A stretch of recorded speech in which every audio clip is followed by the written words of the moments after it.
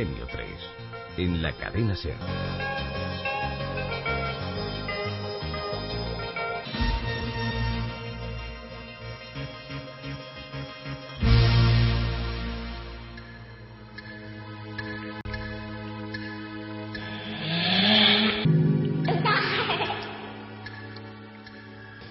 Los veo. Vienen. ¿Quiénes? ¿Quiénes son ellos? No sé quiénes son. No lo sé. ¿Qué queréis? Tengo miedo de ellos. Por favor, no me toquéis. No tenga miedo. ¡No! ¡No me toquéis! Están entrando por la pared.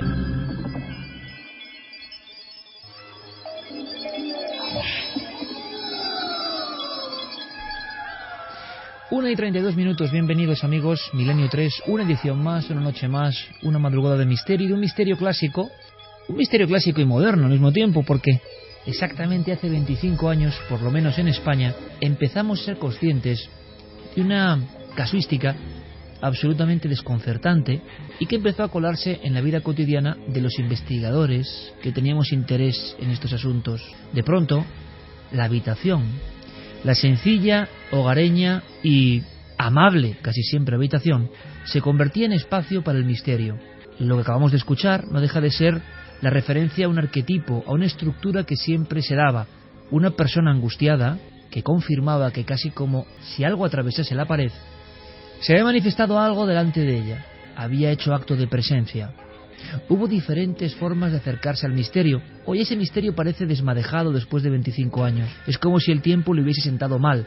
Quizá porque hay otras teorías para explicarlo, quizá porque todos nos hemos vuelto demasiado serios, pero esta noche queremos penetrar sin miedo ninguno en eso que parecía locura, ciencia ficción o realidad, y que desde luego afectó a miles de personas, también en España. Aún quedan en algunos lugares, como islas casi perdidas, grupos de ayuda, y esto es interesante, para intentar auxiliar, aliviar a muchas personas que vivieron lo que contaba ese fragmento inicial. En mitad de la noche, la presencia, en mitad del dormitorio, en mitad del sueño quizá, en mitad de la realidad y lo irreal, una presencia de diferentes formas y aspectos que nos sobresaltaba. Y después, el shock, la sensación de que esa presencia podía aparecer cualquier otra noche. 1990 fue como la campanada de salida, el toque de inicio. Yo recuerdo que comenzaba en la radio. ¿Cuánto tiempo ha pasado y qué mayor es uno? Hace 25 años uno estaba en la radio local. Y desde luego, para el compañero Lorenzo Fernández y para mí, que hacíamos ese trabajo juntos en aquel momento como jóvenes entusiastas, esto era un universo nuevo. Era, digamos, la última vuelta del cuentakilómetros, en el sentido de más raro no podía ser. Los casos extraños abandonaban el campo, abandonaban la carretera, abandonaban las planicies o la montaña, y de pronto la casa, que no deja de ser el refugio de uno, se convertía en una especie de teatro. No hablamos de los casos típicos de fantasmas, no. Estas apariciones tenían otro tipo de comportamientos que por lo menos en aquellos casos tenían que ver, sobre todo, con una actitud, sí podríamos decirlo, hostil, agresiva, incidiendo en la mente, en la psique del testigo y desde luego desestabilizando el resto de su vida. 1990 y aquel viejo programa de radio que yo nunca olvidaré, claro. Y recibimos una serie de casos que nunca pudimos explicar satisfactoriamente, es verdad. Ramiro está en su cuarto. Ramiro se ha despertado repentinamente. Ramiro es un joven estudiante madrileño como tantos otros. Es verdad que anda un tanto angustiado, que ha habido exámenes, pero el sueño había sido plácido y de repente algo parecido a un golpe, una señal. El sentirse consciente, despierto, el incorporarse en la cama y el empezar a atisbar cada uno de los elementos familiares. El flexo apagado hacía no tanto tiempo, la mesa negra donde reposaban algunos libros de ciencias físicas, el póster del último ídolo del baloncesto, un pequeño armario donde cabían 4 o 5 chaquetas, unos pantalones vaqueros alojados en la silla, lo normal, todo lo que podía ser el cuarto de un estudiante de 1990. Pero entonces, ¿quién era ese intruso? Precisamente entre el hueco que dejaba la zona de los pies de la cama y el inicio de esa mesa de estudio, de ese tablero, ahí aparecía algo o alguien. No tocaban los baldosines del suelo, estaba más o menos a unos 70 centímetros de altura. Es más, daba la impresión, y esto es lo que asustó a este testigo, que nos legó su caso, que me impresionó muchísimo por la fuerza con la que nos lo contaba, aquello parecía tan alto que estaba como encorvado, es decir, la cabeza tenía que estar como en una posición postiza, anómala, no natural, como si aquello estuviese observando desde arriba y tuviera tal envergadura que tenía que achaparrarse, encorvarse, para seguir espiando. ¿Cuánto tiempo llevaba esa figura ahí? Pasan suficientes segundos, quizá un minuto entero, y pensemos lo que es la expansión del tiempo en un estado de shock de este tipo. Aquello, por cierto, tiene una especie de vaporosidad o de luminiscencia que hace que sea perfectamente enmarcable en mitad de la oscuridad de esa habitación. Es más, lo que proyecta esa figura, que parece al mismo tiempo etérea, pero no tiene nada que ver con un fantasma, sino que está ahí, es tridimensional, tiene una especie de opacidad, eso genera cierta luz, cierto brillo apagado, que permite, con todos los interruptores echados, observar precisamente los elementos que os he comentado: la familiar mesa, el pantalón vaquero, las zapatillas en el suelo, el puñado de libros, el flexo. Está viendo todo a través casi de esa figura. ¿Y qué hace esa figura? La cara es redondeada, pero no hay ojos, no hay boca, no hay nariz, no hay orejas. Los hombros son poderosos, son potentes, son de alguien atlético. Se ve un torso y le da la impresión de que lo que hay delante de él como una ensoñación es un torso partido en dos. Es una figura a la que le faltan las piernas, pero sí que nota Ramiro cómo nacen las dos estructuras de las piernas y es como si algo se perdiese en mitad del muslo. No hay pantorrillas ni pies. Aquella figura tiene una mano alzada. Aquella figura mantiene uno de sus brazos pegado al costado y la otra, como en un saludo, o en una amenaza, o en un gesto de ir a cogerle en mitad de la noche, está señalando fijamente. Esto ocurría hacia la 1:40 de una madrugada de junio de 1990. Poco tiempo después, y sin ningún tipo de conexión, conocíamos la historia de Daniel. Daniel se encontraba estudiando. Era época de exámenes, ciertamente. Y entonces, y también con el primer caso, escucha algo. En este caso es con un movimiento leve. No hay mascotas en su domicilio. Está solo en su casa. Sus padres se encuentran de viaje. Y es como si alguien hubiese movido, nos lo contaba, hubiese arrastrado ligeramente una pila de libros que había en la estantería situada justo tras su nuca, a su espalda. Le dio miedo porque no es el movimiento típico brusco que llama la atención, no, es como si alguien se hubiese colado en tu habitación y hiciese ese movimiento de seseo de la tapa del libro en esa estantería de fábrica, esa estantería que imaginamos blanca, gruesa. Alguien ha desplazado los libros. Cuando se gira no hay nada. Sin embargo, lo ha escuchado perfectamente. Es entonces cuando vuelve su mirada hacia la cristalera que da un patio interior que tiene delante, reflejado también, curiosamente, con la luz de un flexo, como estoy yo ahora mismo, es cuando observa que exactamente detrás de él, a su izquierda, junto a la cama, a unos 2-3 centímetros, pegadísimo a la cama, una figura estrecha, una figura que le mira fijamente, una figura que la está viendo a través del reflejo y no tiene el valor, como es normal casi, se queda paralizado. Dice que son los segundos más terribles de su vida. Está viendo a través del cristal al intruso. ¿Que cuánto tiempo llevaba ahí? Le da la sensación a Daniel de que esa figura llevaba mucho observándole, que quería casi meterse en la pared, que quería pasar desapercibido, que quería casi filtrarse observándole, y que él, en un descuido, había sorprendido al espía. Es esa figura que quiere como evadirse. Está ahí. La descripción es muy parecida. Él sí nota una especie de ojos, o más que ojos, como si esa cara blanca de nuevo tuviese dos hendiduras. Se mete hacia adentro, no hay pupila, no hay globo ocular. Es como una cara moldeada con barro a la que metiésemos los pulgares y dejásemos los huecos. Es muy estrecha, muy delgada, blanca. Lo que le sorprende a Daniel y nos deja helados a nosotros es que lo describe con la mano, como en un saludo, como intentando abalanzarse, que es muy alto y solo a través del cristal está observando que esa figura no toca el suelo, se balancea ligeramente. Esos dos ojos, sin pupila, repito, esas dos sombras, le miran fijamente y delante de él, perfectamente despierto, sin ningún momento de sueño, aquello se va disolviendo, desaparece, como si nunca hubiese estado ahí. Los testigos no tenían ningún tipo de relación. Coincidieron en la ciudad, en el espacio, prácticamente, y en el tiempo. Era la primera vez que nosotros escuchábamos hablar a personas con tal susto. Uno de ellos tuvo pesadillas permanentes, shock postraumático podría diagnosticarse, durante años. Pero aquello le sorprendió en la noche de junio de 1990. Los jóvenes investigadores, nosotros, sabíamos que algo estaba cambiando. Las personas estaban viendo el misterio de cierto aspecto como nunca antes en su propia habitación.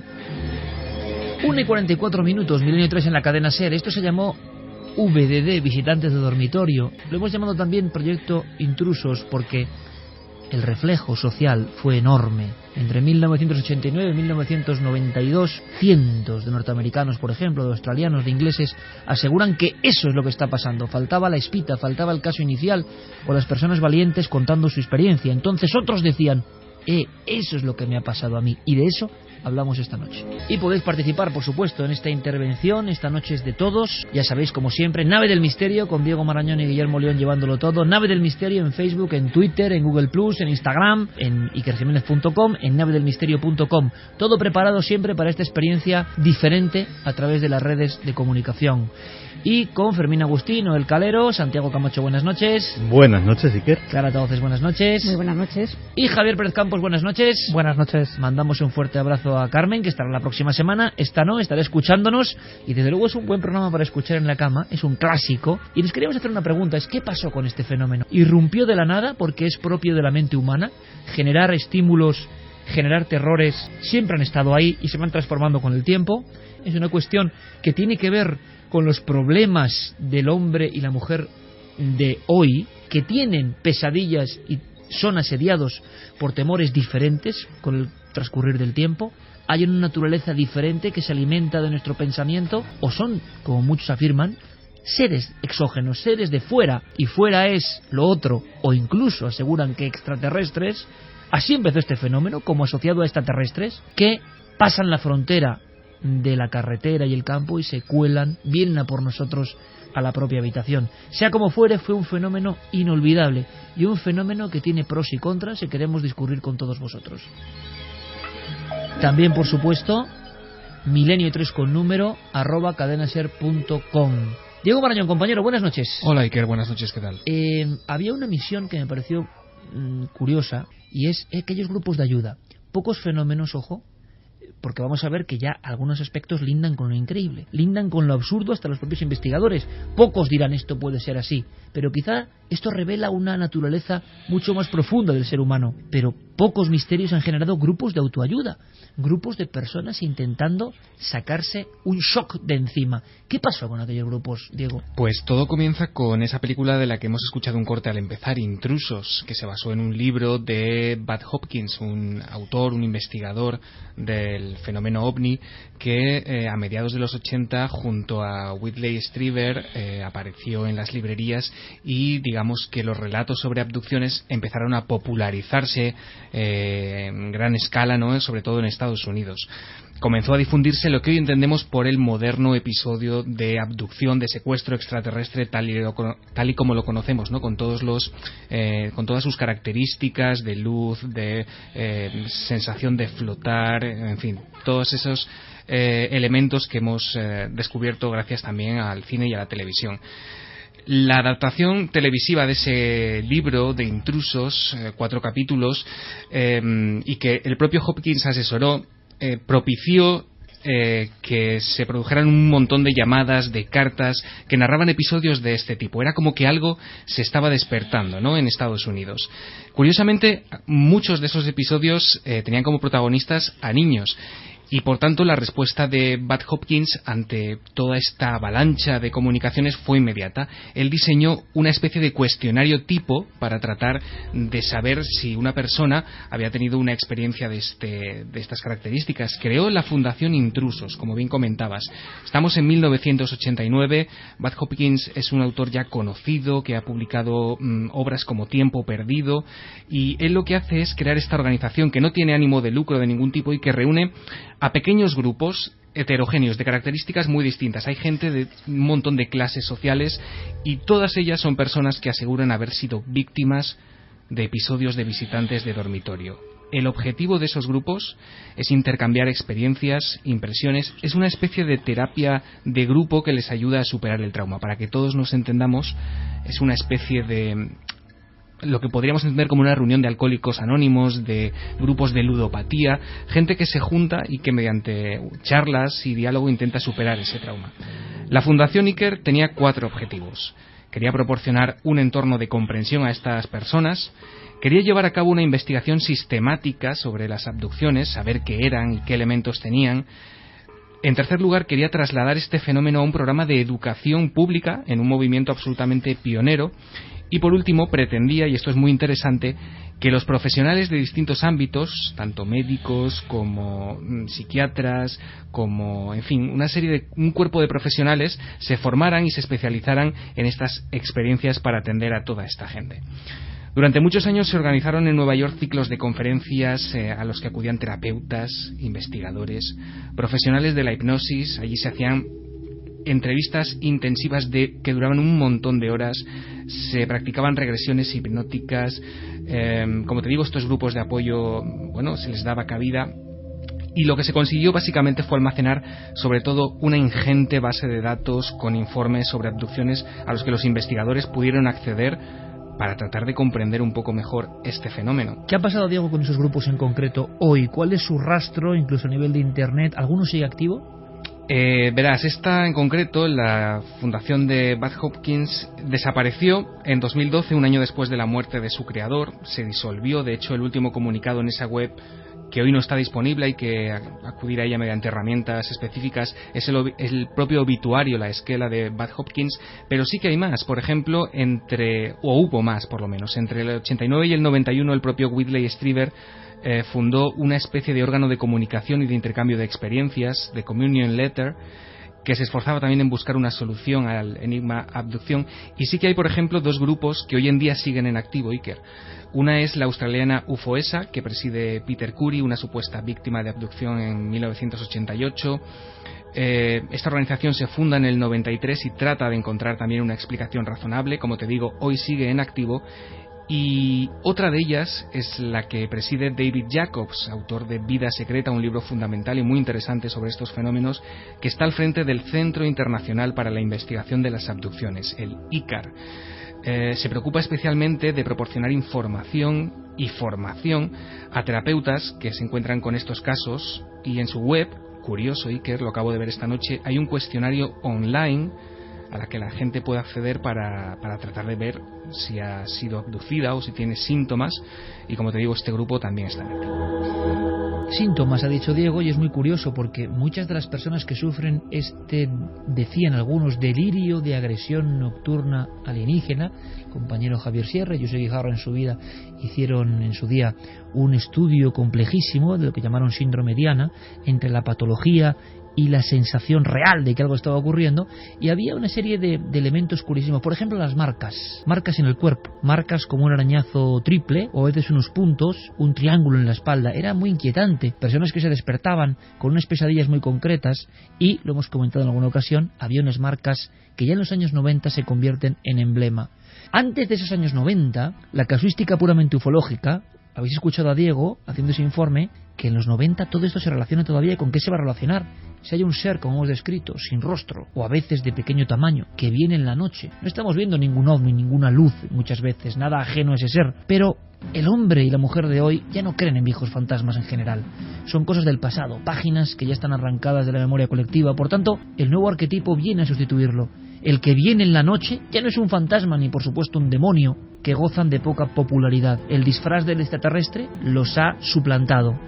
Y sin embargo, ¿qué elementos tenemos para saber que esa figura que vieron los amigos Daniel o Ramiro eran extraterrestres? ¿De dónde venían realmente? ¿Un extraterrestre se comportaría así? Esa cualidad medio etérea, llegar sin que nadie sepa cómo, escurridizo como una sombra, ¿eso qué tiene que ver? Pero al principio se asociaba con extraterrestres, y es verdad que en la ufología había algunos casos muy concretos donde se relacionaban hechos. Por ejemplo, hay un caso precisamente en Cantabria donde hay un matrimonio, otro muy parecido en Huelva, de los primeros que nos iban llegando, que daban escalofríos. ¿Por qué? Porque en estos dos casos, que recuerdo que a mí me impresionaron mucho investigarlos, la pareja se despierta por una especie de sonido parecido a un zumbido. Atentos a esto, que luego lo comentaremos. Siempre como una señal, como un elemento interruptor que no es ordinario, que cambia la situación y que la plácida noche, la plácida oscuridad de nuestra propia habitación se rompe con algo que uno puede pensar que es que han entrado en casa, que hay alguien forzando una ventana, una cerradura. Muchos de los casos que yo investigué, y algunos escalofriante de verdad, igual lo contamos, empezaba como con un tintineo,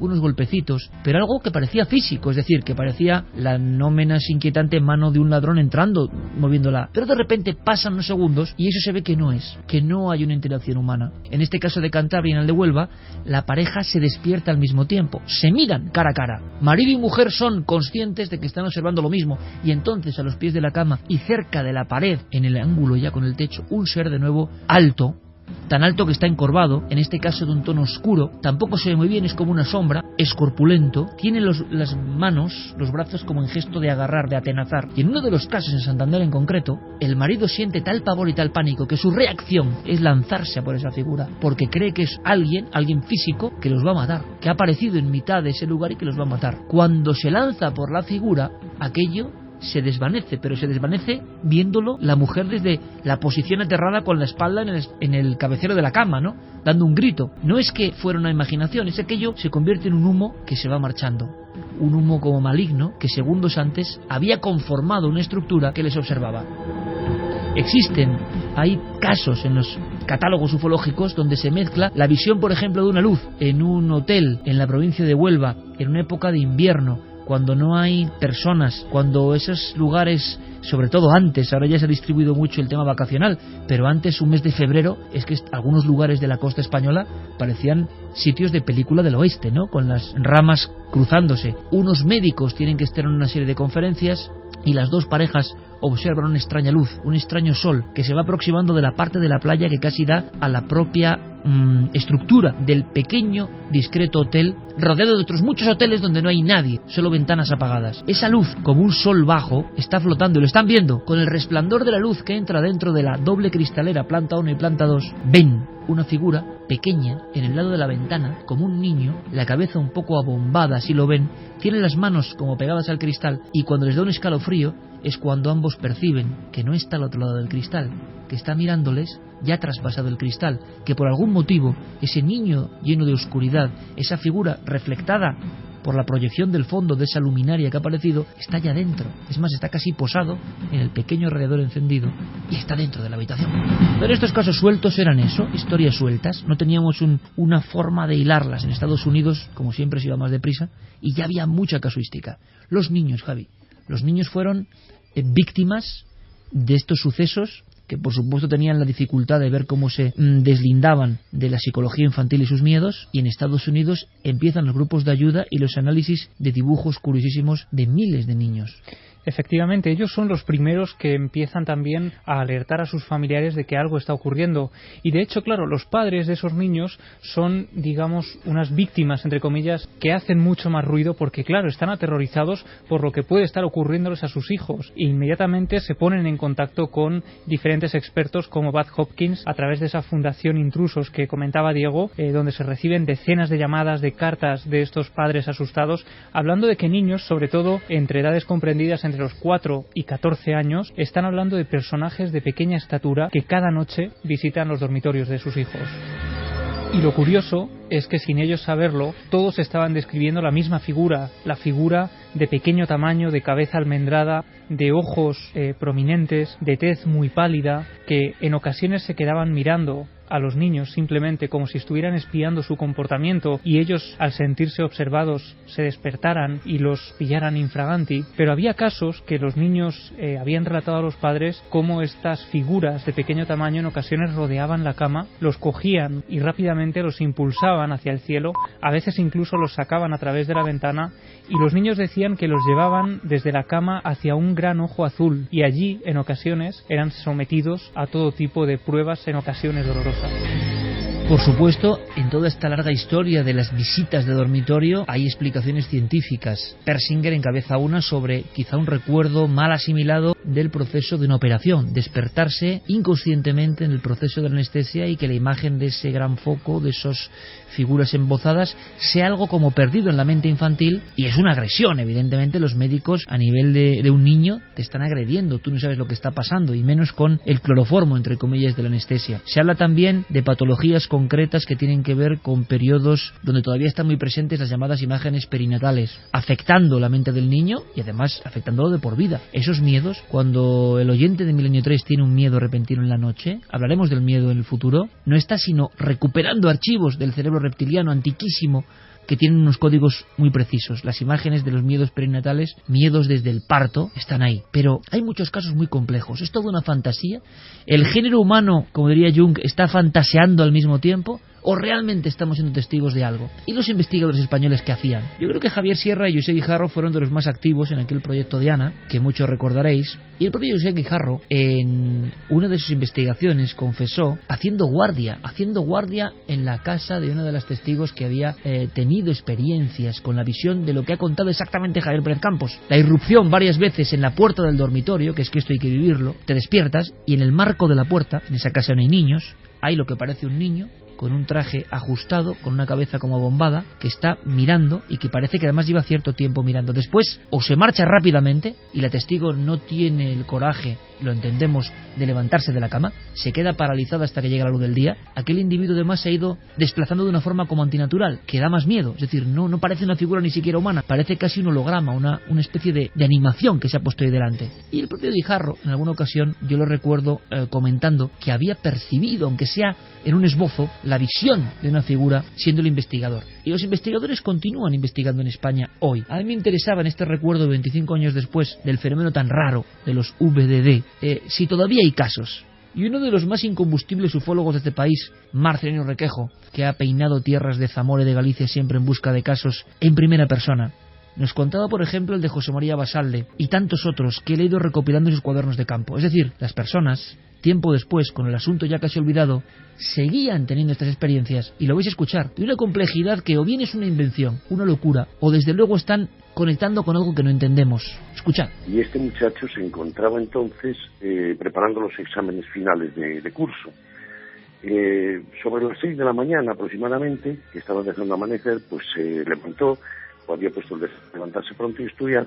La persona no se encontraba durmiendo cuando suceden estos hechos. Se encontraba sentado en la cama estudiando. De pronto lo que observa es que a través de la ventana, ya digo, estaba amaneciendo, la luz comienza a crecer de forma inusual con un zumbido muy fuerte y según nos narraba, lo que ocurre es que esa luz penetra en la habitación, la invade completamente, que llega incluso a molestar a la vista, literalmente. Y acto seguido, lo que él nos dice es que se ve a sí mismo tumbado en una camilla y dos seres pequeños, como con unas batas blancas y la cabeza en forma de pera invertida, con unos ojos negros enormes, que se acercan hacia él, hacia esa camilla, y comienzan a palparle con unas manos que no tenían dedos, que eran redondas.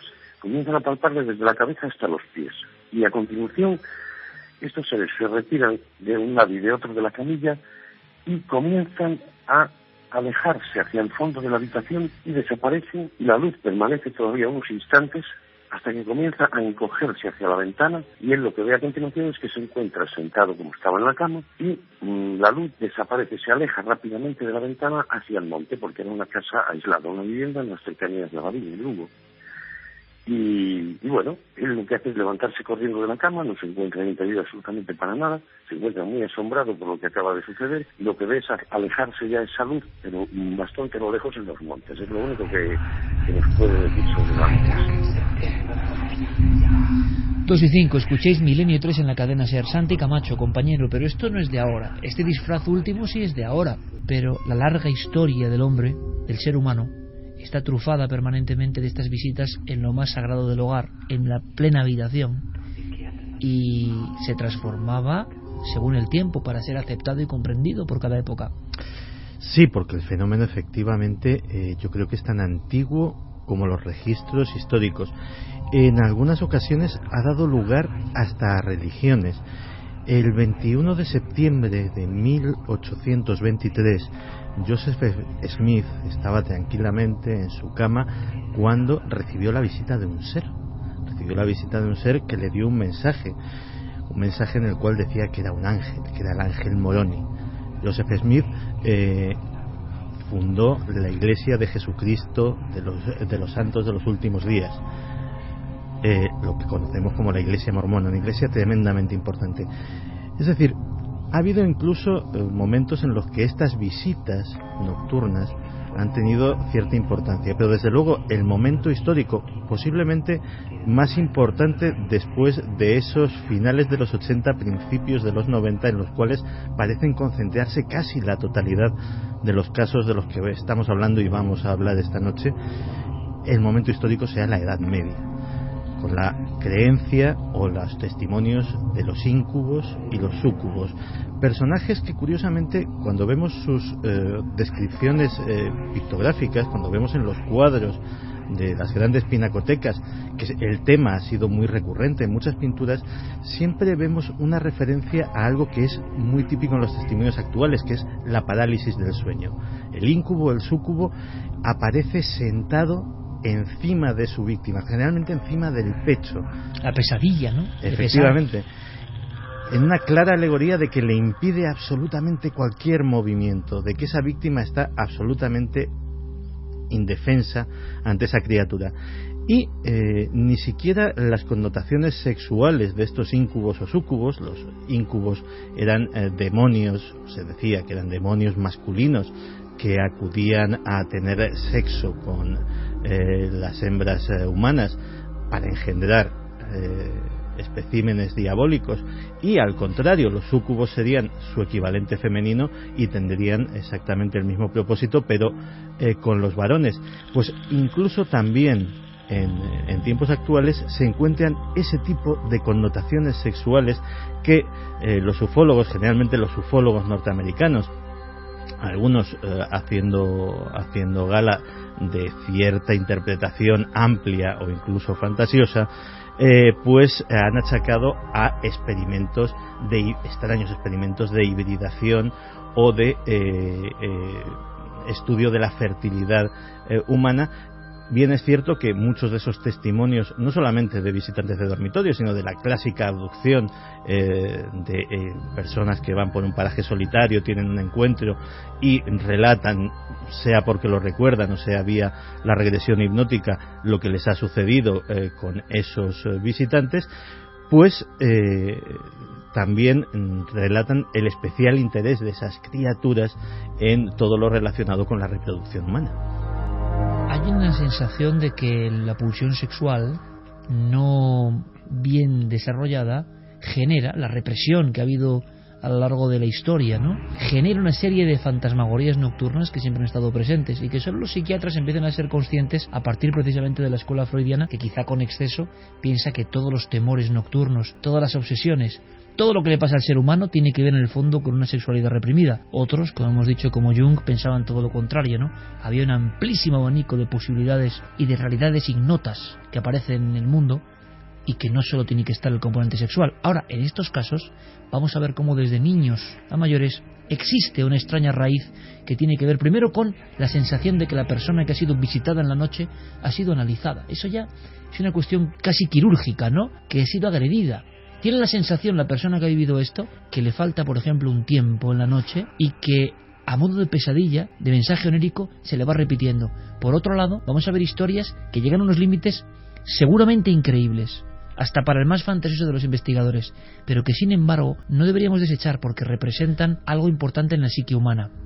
Hablamos de personas que han perdido hijos, de personas que creen que han sido manipuladas por dentro. Todo eso está generando una serie de traumas importantísimos y esos casos ya no se escuchan, pero se escucharon en un tiempo muy concreto. ¿Por qué en ese tiempo? Habría que ver también qué pasaba exactamente en ese tiempo. ¿Hay casos actuales? Sería la pregunta. Ahora mismo, en el 2015, hay personas que están viendo este tipo de figuras tan agresivas en lo general, ¿no? No es una figura que solo observa como los casos que yo comentaba, sino que habitualmente invadían el terreno de la persona, le generaban un gran pánico y en ocasiones aparecían en más de una ocasión. Yo lo comentaba en la última charla que tuvimos en el Rialto, y es el historial del testigo. Eso sí que es curiosísimo. Hay veces que un testigo ha pasado por otras experiencias o que una muy traumática le produce una apertura de miras que hace que haya otro tipo de sensaciones que antes no tenía y que a veces son esa sombra, esa figura, ese que está escondido, ese que observa. Se ha abierto algo y su visión es diferente y por desgracia para él en ocasiones la percepción de estos visitantes se manifiesta. Le preguntábamos a Requejo, como investigador local, esforzado y auténtico como es, oye, ¿seguir registrando casos actuales? No de visión, de visión de visitante de dormitorio en mitad de la noche, como ocurría en los 90, o el fenómeno ha muerto por algo. Esta es su respuesta. Mira, casos desde el año aproximadamente 2001 que te estamos narrando, el de José Ramón Basabe, de este calibre no. Sí hemos tenido algunos casos puntuales que no han trascendido, evidentemente, porque ese ha sido el deseo de los testigos, bastantes, no vayas a creer que solo son 4 o 5, en los que se produce este tipo de visita en el dormitorio a altas horas de la madrugada, en ocasiones estando las personas dormidas, en otras no, y siempre nos están describiendo lo mismo, unos seres pequeñitos que se ponen al lado de la cama, que en ocasiones no hacen absolutamente nada, sino que permanecen un par de minutos y a actos seguidos se esfuman, literalmente se esfuman ante los ojos del testigo. Lo que sí hemos tenido algún caso que hemos podido comprobar es el de aparecer marcas en el cuerpo del testigo, en la espalda concretamente, en 2 de los casos, en forma de triángulo, como unas quemaduras redondas, formando un triángulo equilátero en la parte baja, en la parte lumbar. Otro de los elementos que realmente dejaban helados a los investigadores, incluso había marcas. Era estado de histeria inconsciente, pero los arañazos a veces eran como muy regulares, que era lo curioso. Existen fotografías, existen documentos, una especie de arañazos como si hubiese habido una pelea tremenda en la noche. Clara decía que ella era escéptica precisamente en este tema, en los visitantes de dormitorio, como si se encerrase una verdad bastante oscura e inquietante detrás, pero no extrahumana, no paranormal. Sí, bueno, y cuando digo escéptica, ojo, entendamos bien la palabra escéptica en este caso, ¿no? Es decir, yo no niego que estas personas realmente están viviendo algo, les ocurre algo que ellos en ese momento no pueden explicar. Y te pongo un ejemplo de hace 15 días. Hace 15 días me escribía una mujer que, como saben que tengo el tema de los sueños, pues me llegan muchas cosas relacionadas con el sueño. Y en este caso era una experiencia que ella había vivido hace un montón de años, cuando ella era prácticamente una adolescente, que por miedo a la burla y demás no había contado a nadie. Y bueno, pues que se atrevía ahora a contármelo porque seguía todavía con miedo, no se lo había contado ni a sus padres. Yo leo esa experiencia y es calcada del libro a lo que sería una visita de dormitorio, pero con todos los componentes de lo que se denomina parálisis del sueño, también hay que decirlo.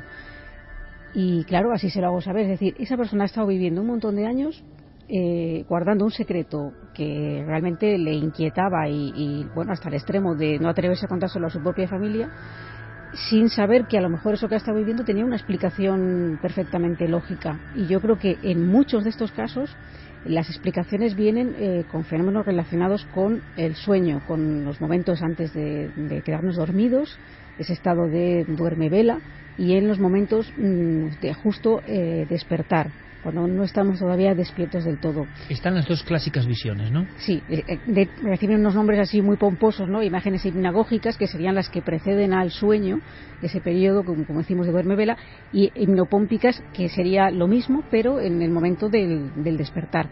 Y tienen características comunes que se asocian bastante con el tema de los visitantes de dormitorio. Ojo, yo no digo que todos los casos tengan esa explicación, ni mucho menos. Es decir, a mí hay algunos casos que, sobre todo cuando existen, pues mira, no te diría mejor que una marca de un triángulo equilátero como del que hablaba nuestro compañero Marcelino, que además hay otros casos también con punzadas, en forma de triángulo también, ¿no?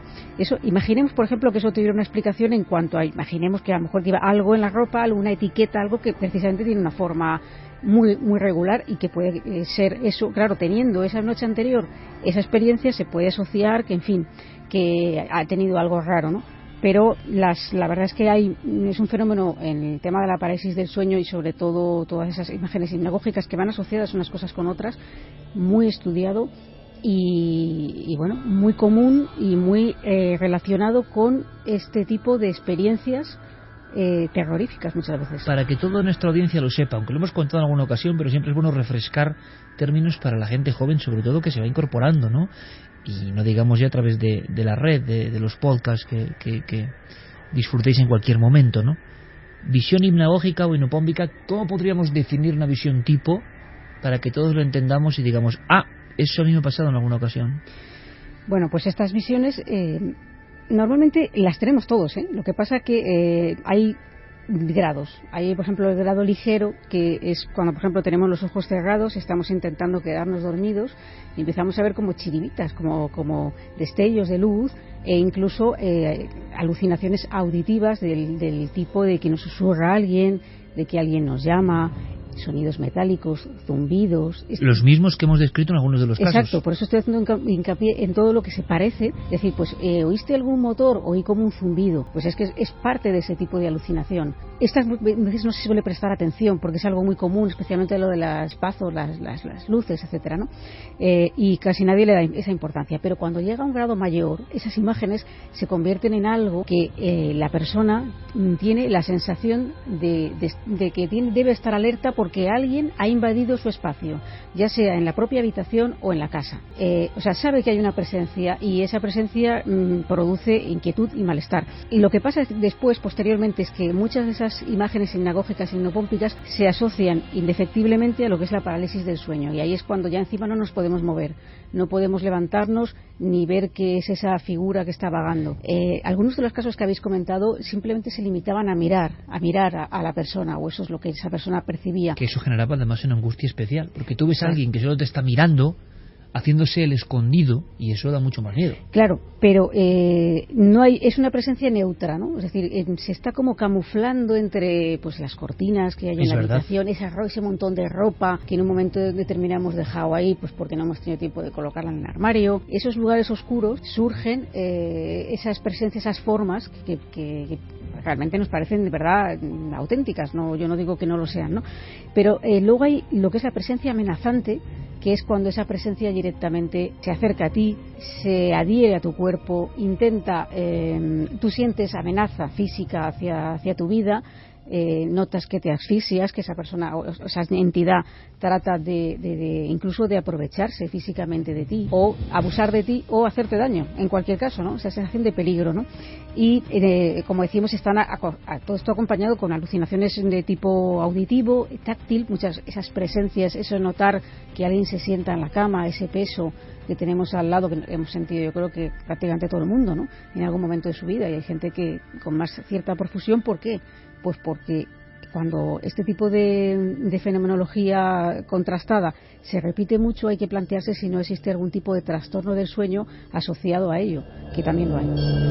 Mezclamos trastornos del sueño con visiones. Curiosamente, hablábamos de las noches del misterio del Rialto, o yo, hoy que he estado en un teatro, me fijaba en el telón, y yo decía, en un gran telón, por cierto, en el Teatro Alcalá, baja el telón, y uno piensa, el entrar en el sueño y el salir del sueño.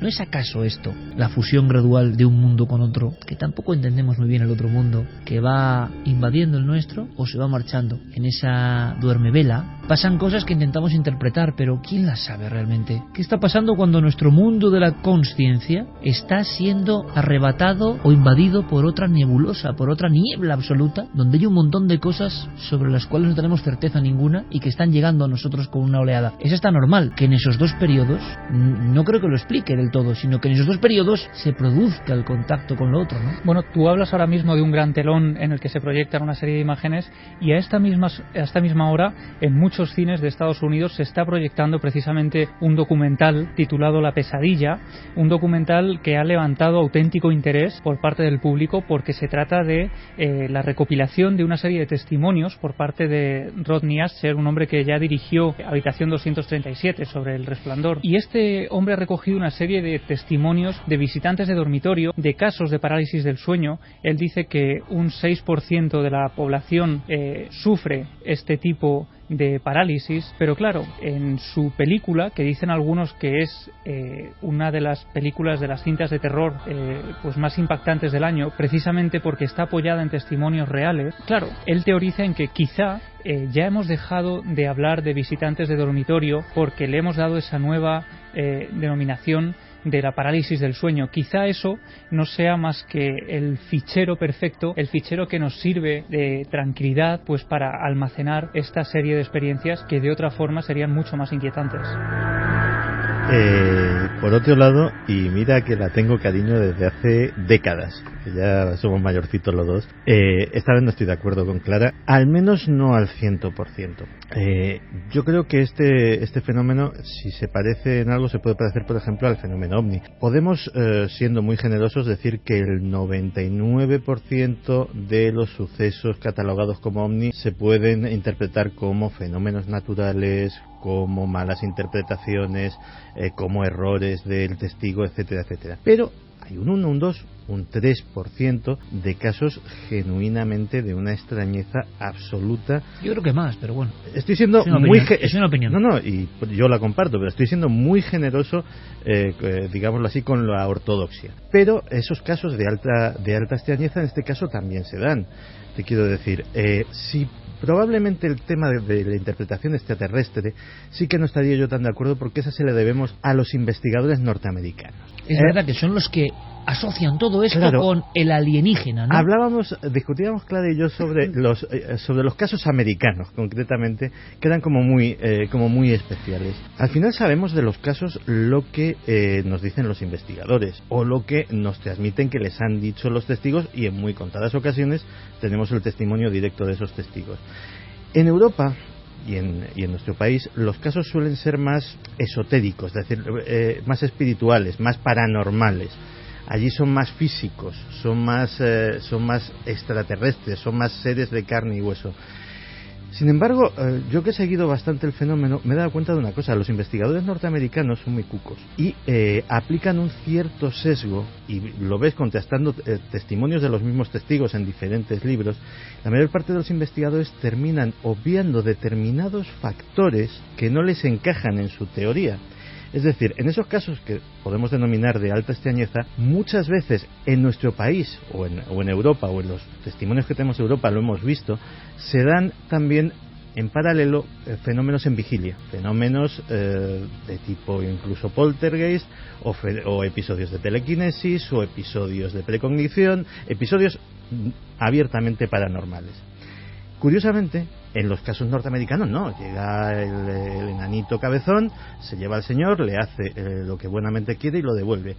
Pero cuando rascas un poco en la superficie de lo que te dicen esos libros, o vas contrastando un libro con otro y haciendo el puzzle del caso en general, descubres que sí, que eso también sucede en Estados Unidos. En unos pocos casos son los casos más notables. Lo que pasa es que no queda decoroso en tu libro de ovnis decir que de repente, pues este señor tiene episodios poltergeist en su casa. Entonces sí que estaríamos hablando de un fenómeno genuinamente extraño, paralelo probablemente al de la parálisis del sueño, y de una interpretación interesada por parte de un determinado sector de la ufología.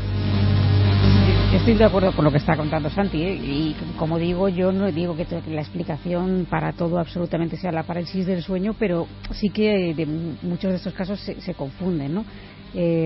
Otro elemento común, y es que lo habéis comentado en casi todos los casos que habéis dicho, es el estrés.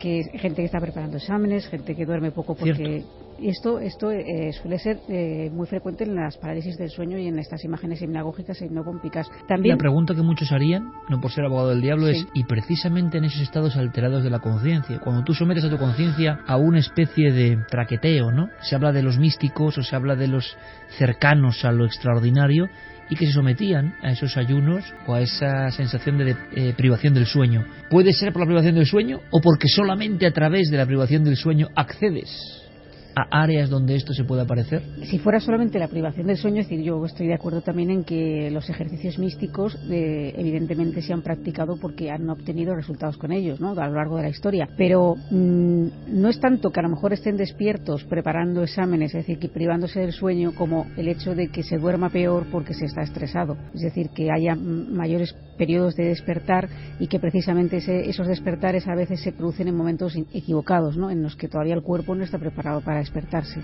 Sí. Y me gustaría hacer una cosa también en el sentido también por los oyentes, que sé que este tema les preocupa, el tema de la parálisis del sueño, porque es muy común. Porque es muy común y muy aterrador cuando lo tienes por primera vez.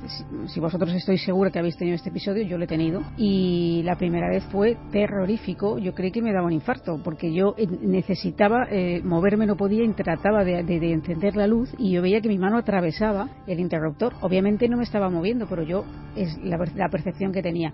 Si realmente cuando o sea, si hubiera una relación entre ambos fenómenos, si realmente fuera una parálisis del sueño, es decir, habría que distinguir entre el caso que no es parálisis del sueño, que no podemos meter en ese cajón desastre, y el que sí lo es. Si lo es, basta con que cuando se tenga esa primera experiencia, ahora que estos oyentes tienen estos datos, la próxima vez que tengan un episodio de estas características, se relajen, sepan que están experimentando ese fenómeno y se calman, y automáticamente sucede así, con lo cual eso sí que quedaría descartado de que fuera un fenómeno extraño. Somos capaces, por tanto, con cierto consejo muy básico como el que ha dado César ahora mismo, una experta en el mundo onírico, que somos capaces, digo, de ordenar a eso que se aleje de nosotros. Si hacemos ese relajo y aquella figura o lo que sea sigue ahí, pues podría ser otra cuestión. Vamos un poco más allá. Hemos preguntado a los investigadores más de nuevo cuño, en el sentido de que ahora son más conocidos, pero llevan años, como David Parcerisa, y muy a la vanguardia en el sentido de súper arriesgados, ¿no? En el sentido de no tener ningún temor a hablar de algunas cuestiones. Pero en su mundo también surgen elementos muy interesantes, porque precisamente en Parcerisa hemos encontrado este investigador catalán, experto sobre todo en las uniones que tienen que ver con la arqueología y el misterio. Había algo que yo no conocía y que nos ha contado como secreto, y yo no conocía, pero mira que lo intuía. No lo sabía, esta noche lo vamos a conocer. Pero él aporta un elemento muy interesante, una visión nueva, porque es como lo que decía Santi, que es apasionante. Cada investigador lleva las cosas a su sardina, y ha sido así durante años, y antes más. Si tú tienes una teoría, ¿cómo vas a dejar? Eso lo hace el investigador y lo hace el periodista todos los días, habitualmente, en el grado en que se puede o no. Tú quieres, en el fondo, transformar el mundo y darle a conocer al mundo tu tesis. Astronaves extraterrestres nos visitan. Y entonces algunas cosas como que parecen para la papelera de Windows, ¿no? Eso tampoco aporta mucho y no lo entiendes. Pero si vas al origen, te das cuenta de que en muchos casos aparece ese mundo un poco irreal revolviendo por ahí. En muchos sucesos de los grandes investigadores de la ufología española de los 70 a los 60, muchos de los testigos vivían este tipo de fenómenos después justo de ver un supuesto ovni, con un ovni fuera de la casa en un chalet aislado en la Sierra de Aracena, y estaban pasando cosas dentro del chalet.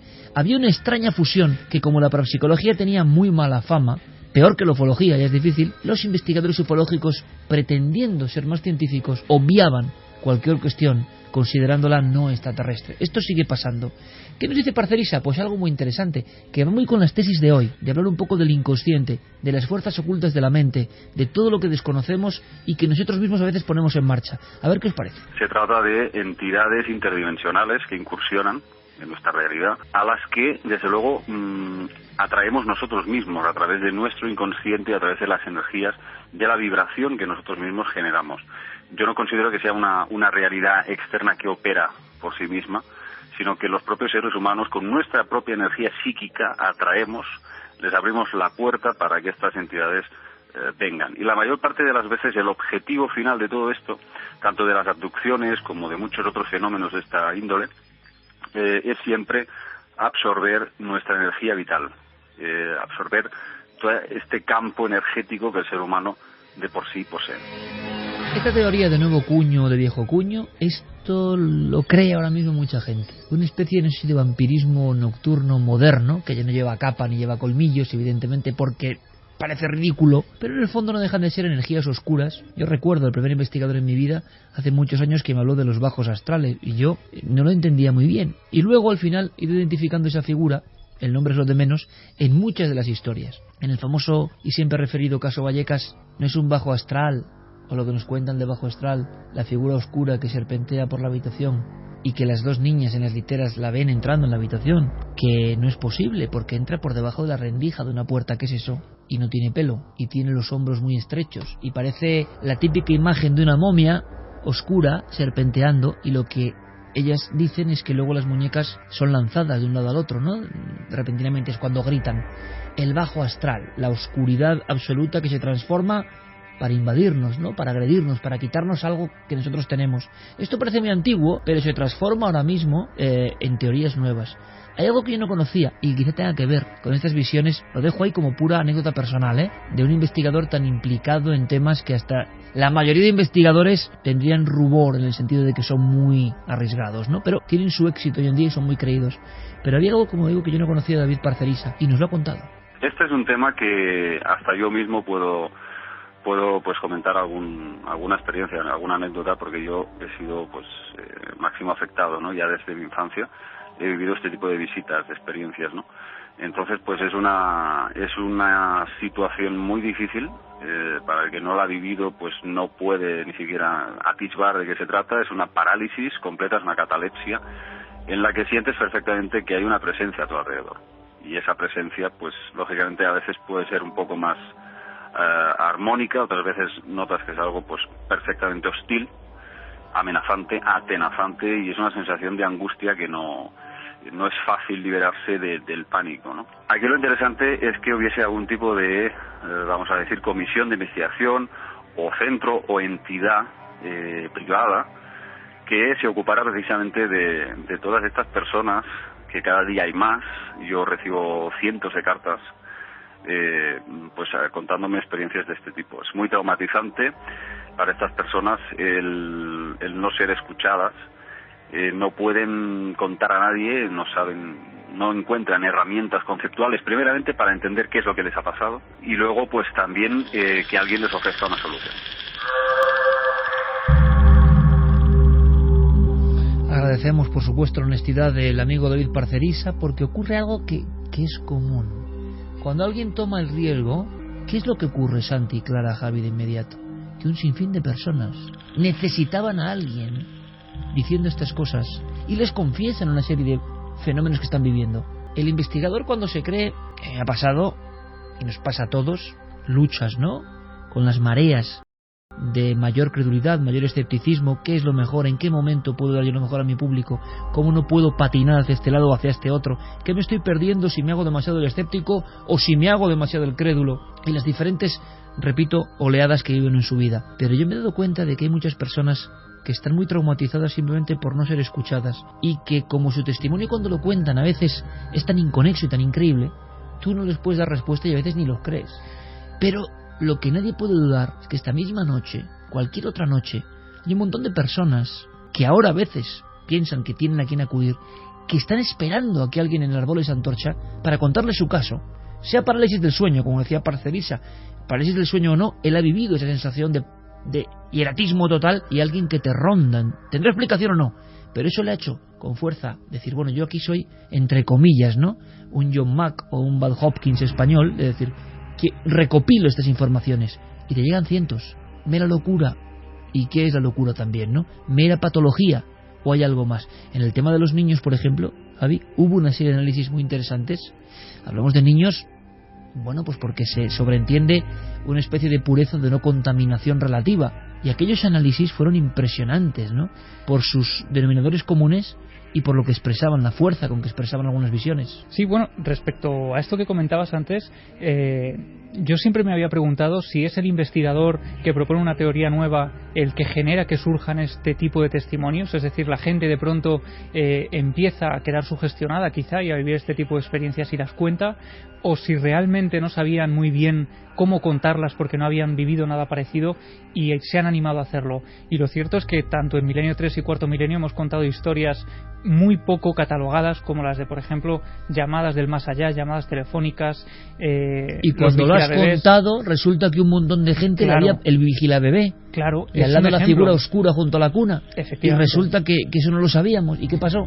Y recibimos además no sé, decenas de comunicaciones de casos así, y además lo que se veía es que había una angustia real, había una sensación de miedo auténtico y esa sensación también de incomprensión, que nunca se habían atrevido a dar el salto hasta escucharnos hablar de este tipo de experiencias. Ahora hablaremos de aquellos casos que fueron casi al límite y que se quedaron como incógnitas, que muchos de los investigadores no creímos y que quizá, repito, revelen una oscuridad, una raíz de la mente humana que es igualmente interesante, sean extraterrestres o no.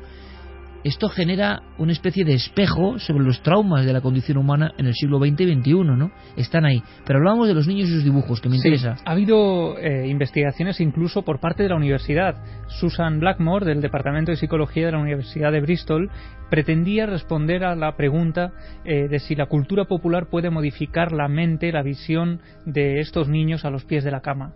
Y para ello lo que hizo fue acudir a 2 colegios de Bristol y estudiar a 126 niños de entre 8 y 13 años y a 224 adultos de 18 años.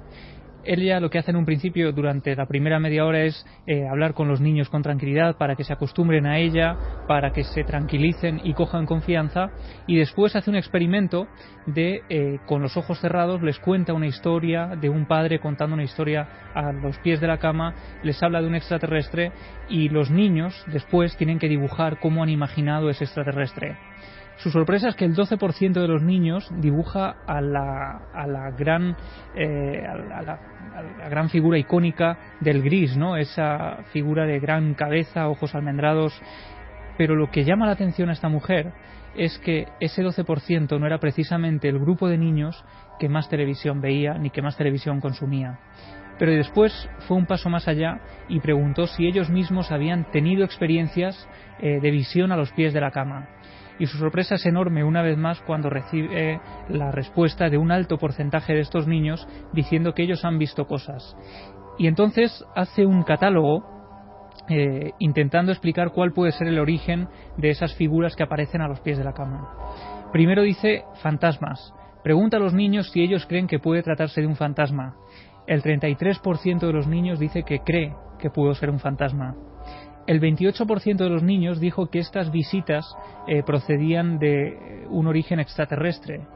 Después, un 56% de los niños dijo simplemente que eran presencias, que ellos no sabían muy bien cómo catalogar. Y también un 28% de estos niños dijo que esas visitas a los pies de la cama habían estado precedidas por la visión de luces que rondaban el dormitorio.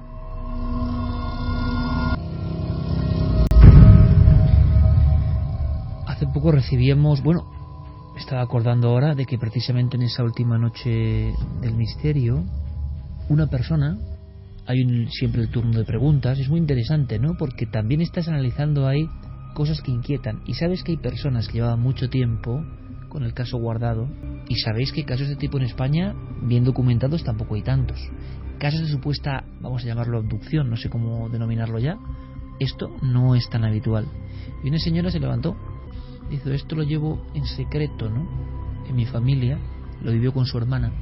Y era un caso idéntico al famoso caso que hemos contado alguna vez de Próspera Muñoz. En una aldea, cuando son niñas, hace mucho tiempo, unos 40 años, observan la llegada de una especie de luminaria, un tanto ovalada, que se posa en mitad de la noche cerca de la vivienda. La están observando, está la hermana dormida, ella se despierta, y entonces ve, cosa que tiene que ser, y es otra España y es otra época, unas figuras como niños, pero ella sabe de momento que no son niños, ella tiene como 6 años, y que van avanzando desde esa luz, van cogiendo el camino y van hacia la ventana.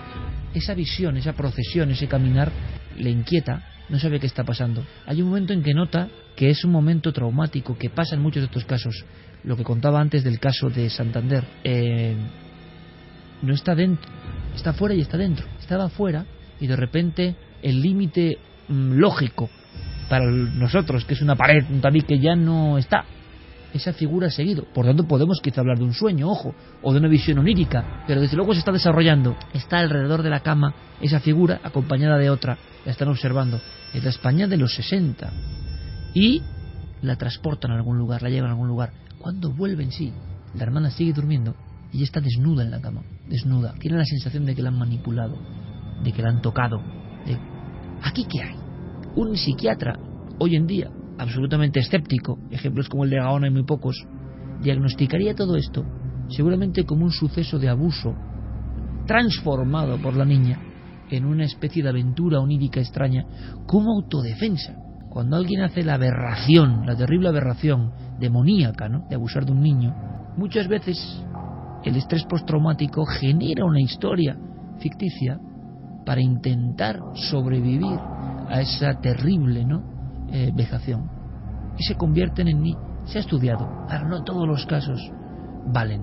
Es decir, en España hay personas que van a esa noche del misterio, hoy en este programa esta noche, están haciendo sus trabajos y que tienen este tipo de secretos, y que lo contaba con una total frialdad, normalidad, diciendo, oiga, me gustaría saber. Nosotros no podemos decirle, solo le puedo decir que había casos muy similares. Y hay casos más extremos todavía, casos que nadie ha querido tocar, que hasta, repito, los investigadores, un poco orgullosos en exceso, como ha sido mi caso en alguna ocasión, bueno, esto ni lo contamos, no, ahora tengo otra visión, esto revela algo profundo del ser humano. Casos que a acabaron ahí en el limbo. Santi nos recordaba alguno en la redacción y decía, caramba, ¿qué pasó con estos casos donde se hablaba de visitas que dejaban elementos físicos? Eso sí que encaja con lo que decíamos antes de casos de altísima extrañeza. Es cuando efectivamente después del caso queda un rastro físico. Como esos arañazos se contaban en la película Cuarta Fase, ¿no? Mila Jovovich hacía de profesora que veía que había unos arañazos, ¿no? Algo entraba como una bestia por la habitación y en el parqué había las marcas de una garra. Y algunos, fíjate que cumplen esa característica de que son tan extraños, tan grotescos, que casi tienen que ser verdad. Porque una persona, como el caso de Peter Cowrie, que nos comentaba Diego que efectivamente luego terminó fundando una asociación de ayuda para otros abducidos. Ha pasado varias veces, ¿no? El testigo que acaba siendo un poco médico buscando una solución para otros. Pues este hombre, fíjate qué vida más extraña llevaba. Vive todavía en Sydney, Australia. Es un próspero empresario que tiene una empresa de cementos, nada relacionado con el espacio ni con el esoterismo, que vivía completamente ajeno a todas estas cosas, y que el 23 de julio de 1992, estamos en la franja crítica, estaba de baja porque había tenido un accidente laboral en su propia fábrica, pues con unos sacos de cemento, etcétera, etcétera. Tenía una lesión, pero se había levantado temprano para llevar a su mujer al trabajo. Muy temprano, de hecho regresó a casa a eso de las 7 de la mañana. Cuando regresa a las 7 de la mañana siente un tremendo sopor, también la lesión le está fastidiando, y dice, bueno, pues vamos a tumbarnos un rato, vamos a descansar y ya a mediodía pues nos terminamos de plantear el día. Tiene un sueño extraño, agitado, lleno de pesadillas, y cuando se despierta, según cuenta él, súbitamente descubre un cuadro inenarrable. Sobre él, acoplada sexualmente, hay una mujer rubia, de piel muy clara, de ojos azules, azules del doble o triple de tamaño, perfectamente humanos, pero del doble o triple de tamaño que corresponderían a un humano normal. Y cuando digo rubia, es rubia platino, o sea, un rubio blanco completamente.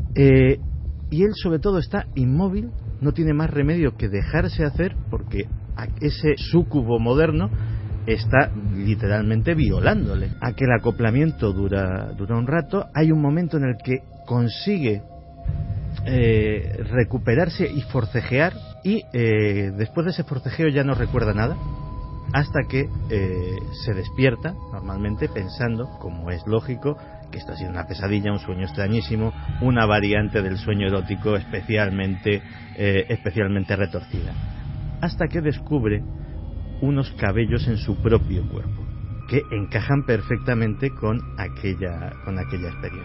Y sí decide que aquello es importante, los guarda en un sobre y decide comentárselo semanas después a un famoso ufólogo australiano que lo acababa de escuchar en la radio, como nos ha podido escuchar a nosotros. Oiga, pues si lo que cuenta usted mide lo que me ha pasado a mí, y tengo un sobre. Ese sobre es llevado a analizar, porque para bendita suerte resulta que los cabellos tienen raíz, se pueden hacer análisis de ADN, y de los análisis se concluyen unas cosas muy extrañas. Primero, que son cabellos humanos. No hay nada que indique que no sean cabellos humanos, pero son cabellos humanos muy, muy, muy peculiares. Son cabellos humanos perfectamente decolorados. No hay ni la menor traza de pigmento, de melanina, de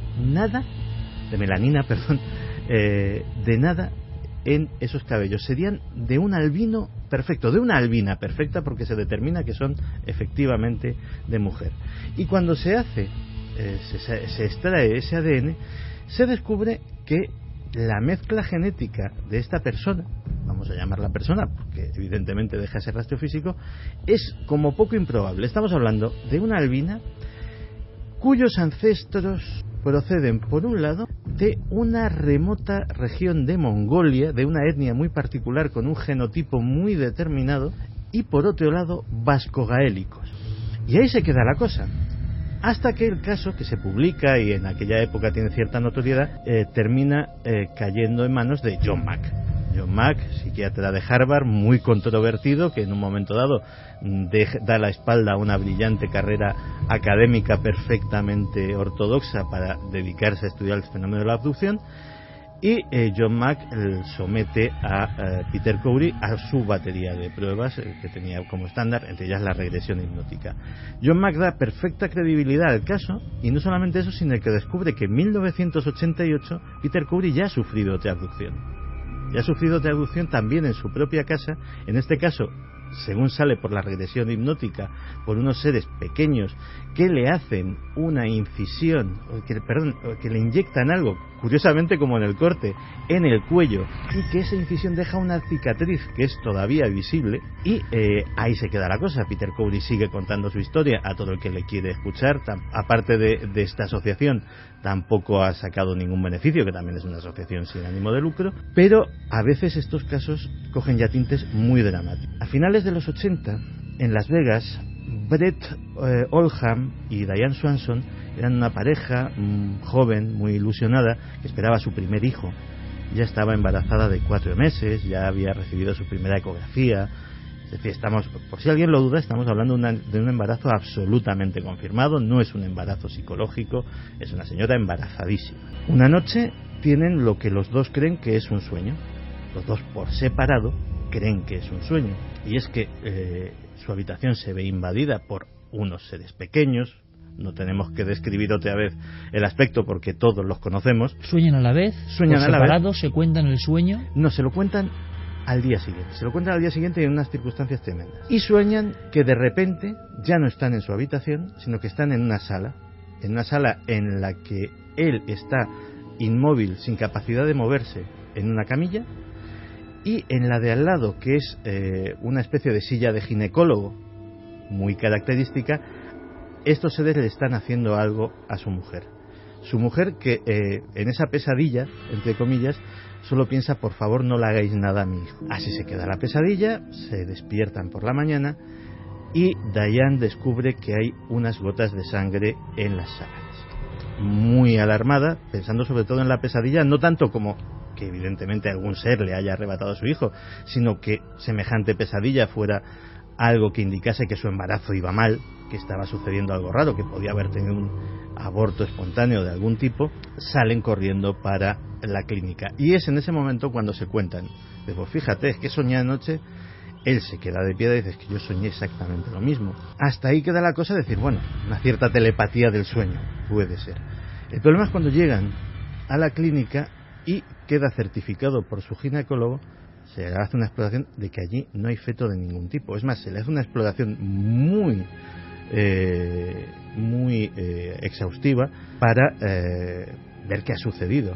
No hay ningún tipo de tejido en el útero de esa mujer, ni rastros de sangre, ni rastros de una interrupción voluntaria del embarazo. Diane Swanson está completa y exactamente como si nunca hubiera estado embarazada.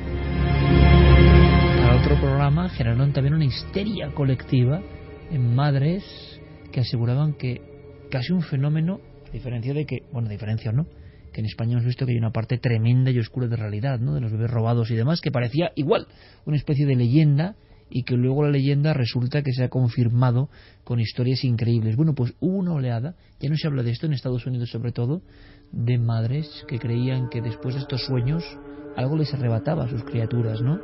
Y eso quedó ahí. Ahora, había una patología, una tensión. ¿Tiene algún tipo de explicación científica todo esto? Muchos psiquiatras dirían que sí, ¿no? Curiosamente, bueno, quizá en el caso de Santi no puedo decir esto porque es un caso, si había un embarazo contrastado, etcétera, pero sí que en la antigüedad las tradiciones féricas hablan de que las hadas, los seres féricos, una de las características de su actividad de interacción con los humanos era robar los bebés y dejar una especie de duplicado que aparentemente era igual a ese bebé, pero no era igual. Tenía la piel como más grisácea, tenía menos vida, era casi como un imitador. Qué terrible lo que acabas de contar. Y eso es de la tradición del folclore eterno. Sí, sí. Y en la Edad Media había muchos casos de mujeres que creyéndose violadas por los íncubos, decían que mostraban los síntomas propios del embarazo y a los 2 meses terminaban esos síntomas, todo volvía a la normalidad y ellas creían que se les había robado el bebé. Y es que podríamos hablar casi de una subcategoría dentro de estas experiencias, pues de ladrones de fetos, de casos como el de Morgana von Clauser, que también en el sur de California dice que tras un visitante de dormitorio, unas luces extrañas rondando a través de la vivienda, ella siente la necesidad imperiosa en 1989 de tener un bebé. Se queda embarazada, todo va con absoluta normalidad. Su médico, el doctor Levin, le dice, tras unas radiografías, ecografías y pruebas, que efectivamente está embarazada, y al cabo de unos meses, en otra inspección rutinaria, dice que este doctor Levin no encuentra síntomas de vida en el bebé, en el feto, y hay que extraerlo. La mujer es ingresada en el hospital, y cuando está en la habitación a solas, dice que pasa una enfermera con un aspecto muy extraño, dice que muy bajita, con unas manos extremadamente largas, huesudas y delgadas, con un rostro extraño también y con una ropa como anticuada. Esta mujer habla con ella durante unos minutos, pero casi como si fuera extranjera. Se marcha de allí, la mujer, la testigo, se queda dormida rápidamente. Proceden a bajarla para extraerle el feto. ¿Y cuál es la sorpresa de los médicos cuando al abrir no encuentran absolutamente nada, igual que ocurría en el caso de Santi? Y de hecho, en el informe, lo que aparece como frase final, como conclusión a este caso es: no se encontraron restos fetales. Evidentemente, 2 ejemplos de caso extremo. Se habló mucho de estos casos. También existen casos que tienen un tiempo de vigencia y que luego desaparecen de los medios e incluso de la ansia de los investigadores. Pero está claro que muchas de estas personas, si hay algo diáfano, es que su vida nunca volvió a ser la misma por lo traumático de la experiencia. Nos encontramos aquí ante el miedo a perder el bebé, ante cuestiones que tienen que ver con la comunicación biológica de la madre y su mente, que está evidentemente en el proceso del embarazo, imagino que emitiendo o recibiendo a un nivel diferente, no convencional, nunca lo sabremos. Todos los casos tienen explicación patológica, seguramente en el manual de disfunciones mentales habitual de la Academia de Ciencias Psiquiátricas norteamericana, intentarán encajar todo esto, aunque muchas personas ahora saben, sienten, intuyen que su caso no encaja para nada con todo esto. Ahora, de todo lo que hemos contado, y ahora seguimos después de las noticias, yo había escuchado todos estos casos, pero lo que me han puesto los pelos de punta, os lo juro, ¿sabes lo que es? Cuando Clara ha definido, no sé por qué, el imitador. O sea, en el folclore antiguo de la Europa medieval, las hadas, los elfos, esas creencias entre comillas que representan lo que sea, robaban a los niños y los sustituía por otro, que era como no natural. ¿Qué cosas me cuentas, Clara? Ahora volvemos con muchas más cosas en Milenio 3.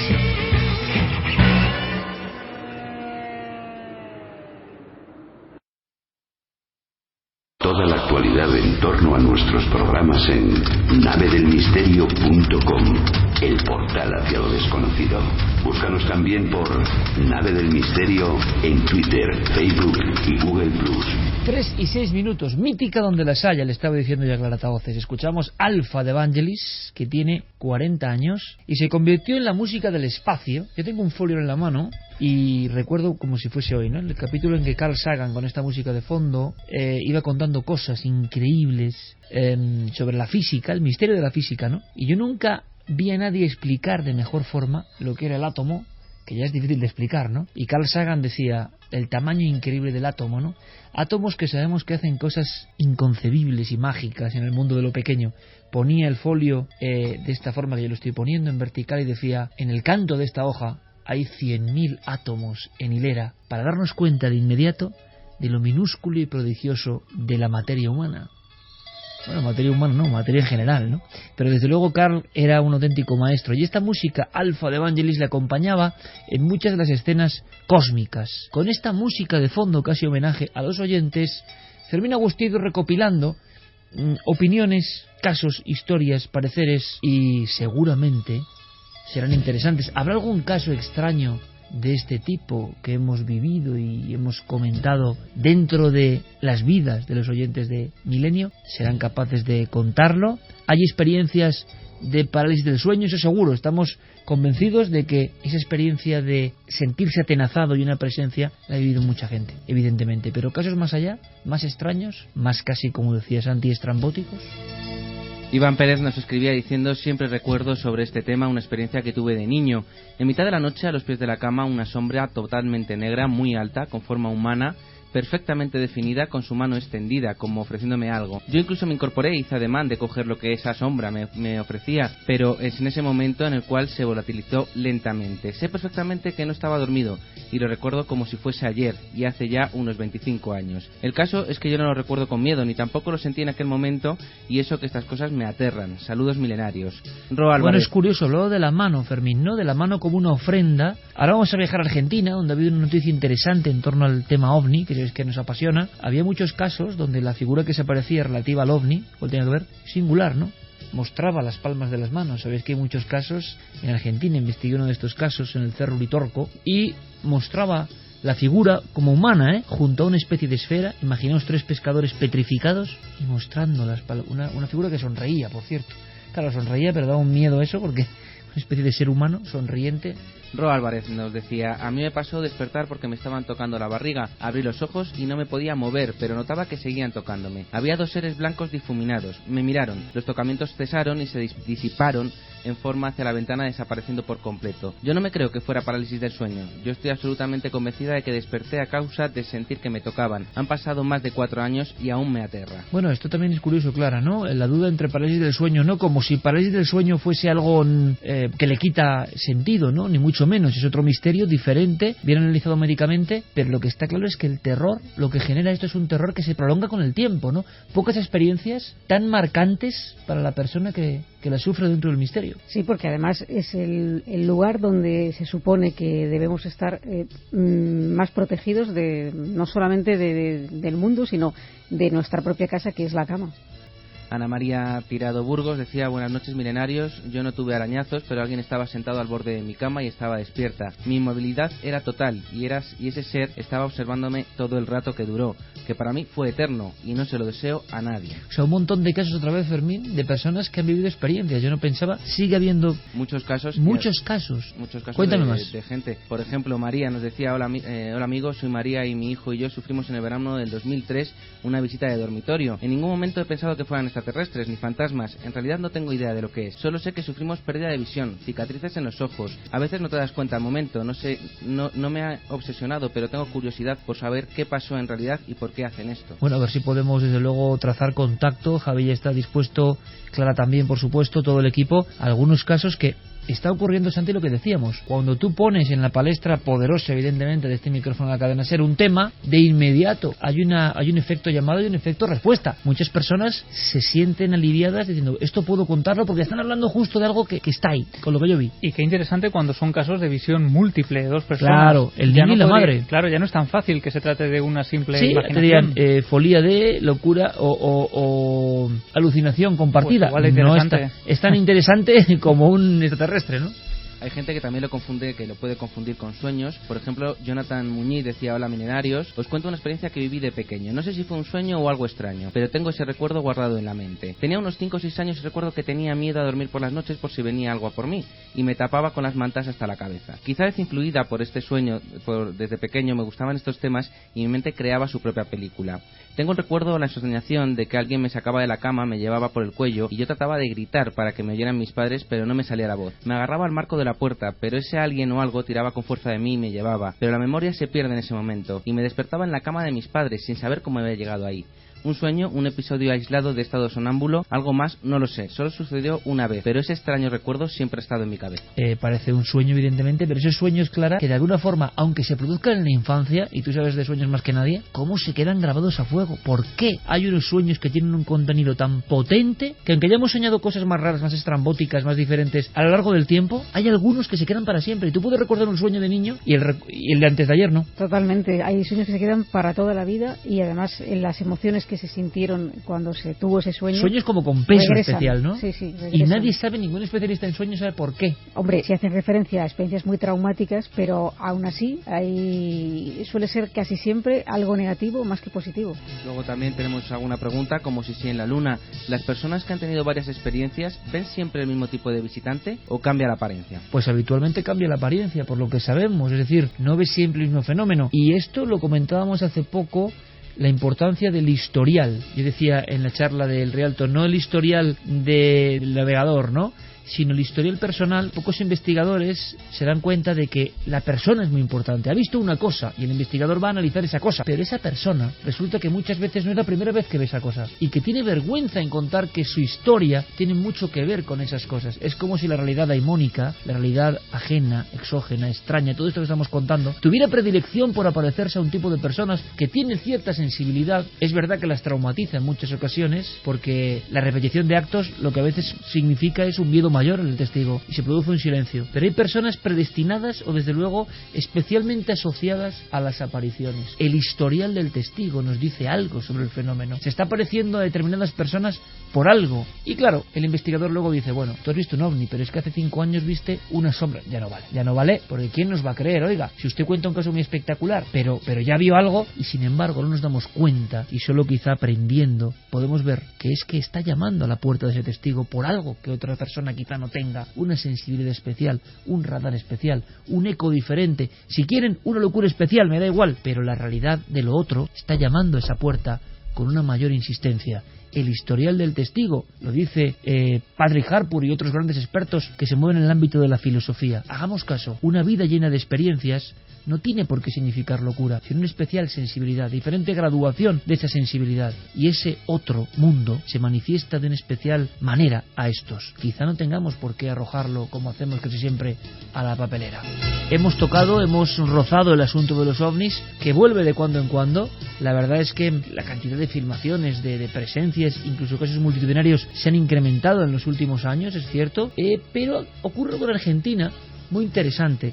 Recordáis, muchos amigos de Milenio 3, que en España hubo una convulsionada desclasificación. Y digo convulsionada porque fue como agitarla, ¿no? Porque realmente hubo una polémica enorme. Se guardaban archivos, los militares contaban la verdad, eran honestos, no contaban toda la verdad. Ahí no nos metemos, hubo un sinfín de opiniones diferentes. Es cierto que investigando los casos nos dábamos cuenta de que fallaban muchas cosas, que las explicaciones eran a veces burdas, hay que decirlo, estrambóticas. Era más difícil la teoría que se intentaba explicar que pensar que era un ovni, ¿no? Y sin embargo había casos, como todos sabéis ya, donde el sello era ovni. En Argentina, es curioso, ha empezado un proceso de desclasificación, y lo que es interesante es que en Argentina los militares, en un gesto sin precedentes, han contratado, entre comillas, o han podido colaborar, vamos a decirlo así, con personal civil, con investigadores, para que les ayuden a descifrar el entuerto, para que puedan aportar casos y cosas. Fernando Silva Hildebrand, nuestro compañero corresponsal en Argentina, tiene toda la información, porque están apareciendo papeles sobre casos muy importantes. Por ejemplo, hubo una alarma brutal en los 90 en una serie de aeropuertos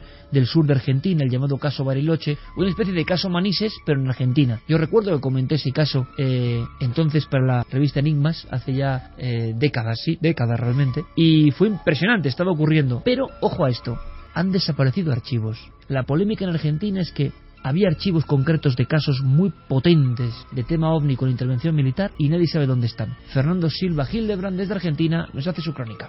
La desclasificación ovni, amigos de Milenio 3, está tomando un vuelo interesante, poco a poco, paso a paso, sin prisa, pero con seguridad. Lo que me gustaría destacar en esta comunicación es el avance que se está logrando en la recuperación de algunos casos en el sur de nuestro país y también en la provincia de Mendoza, y por supuesto la reconstrucción y la recuperación de los archivos, de algunos de los archivos del famoso caso Bariloche, donde el comandante Jorge Polanco es el protagonista, pero también sucedió que se cortó el suministro eléctrico en toda la ciudad de Bariloche mientras este objeto volador no identificado se acercaba a un avión de Aerolíneas Argentinas. Bueno, esto es justamente el trabajo, fruto del trabajo de grupos de personas que piden por un lado la desclasificación y que por el otro lado trabajan con la comisión oficial de la Fuerza Aérea que intenta encontrar respuestas. Entonces, a partir de eso, reconocen que existen objetos voladores no identificados sobre los cielos argentinos y que tienen que llegar a una conclusión y a una respuesta. Lo interesante es que convocan a investigadores civiles, como Carlos Alberto Yurchuk, para completar el equipo de trabajo, porque además también de alguna manera reconocen que no tienen los elementos o la experiencia o el trabajo de campo que tienen los investigadores OVNI para poder trabajar sobre esto e identificar los distintos menesteres relacionados al tema. Por el otro lado, el CEFORA, que es esta comisión que busca civil e independiente, que busca este grupo, que busca la desclasificación, constantemente está haciendo pedidos de desclasificación, no solamente a la Fuerza Aérea, sino también a la Marina, al Ejército de Tierra, pero sí es verdad que se le ha abierto por parte de la Fuerza Aérea Argentina, se le han abierto las puertas como para que puedan entrar y revolver y buscar los archivos dentro de las instalaciones militares, que esto me parece algo importante y súper destacable porque demuestra la buena voluntad con respecto a la desclasificación. Claro, el problema, con esto vamos a ir cerrando, es que los archivos no están en los lugares donde deberían estar estos archivos, donde los casos deberían estar guardados y almacenados, han desaparecido. Hay muchas hipótesis, algunas tienen que ver con que directamente se hayan eliminado por una cuestión de espacio, y en otros casos también se sospecha que o bien se han destruido a propósito o han sido vendidos al exterior. Archivos desaparecidos sobre ovnis y militares en Argentina. Seguiremos la noticia porque desde luego, bueno, es otra cara, otro clásico, ¿no? Uno va al archivo y no está. Y las explicaciones son diversas, pero no está donde tenía que estar. Curiosamente, en los carpetones donde se analizaba determinada observación importante. Bueno, ¿esto es conspiración o es puro arreglo de espacio? ¿Qué opináis? También es curioso que arreglamos el espacio, quedan otras cosas inservibles, burocráticas, y precisamente el caso que saben que va a llamar la atención sobre un incidente ovni, ese no está.